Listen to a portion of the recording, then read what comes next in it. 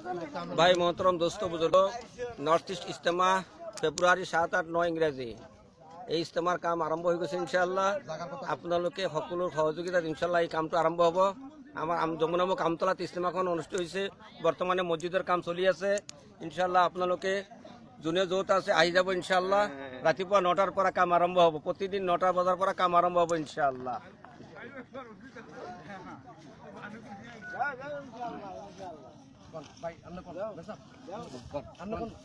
सभी हजरात इस काम में शिरकत करें। इज्तिमा की काम शुरू हो चुकी है और तमाम हजरात की ज़रूरत है कि काम में मदद करें आके और काम को पूरा करें।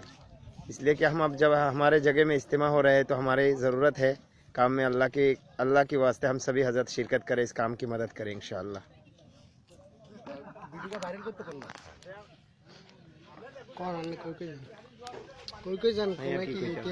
ये अभी मस्जिद की तामीर हो रही है और तमाम हजरत काम में शिरकत कर रहे हैं, मदद कर रहे हैं, ताउन कर रहा है और हम सभी हजरत की ज़रूरत है कि काम में मदद करें आके।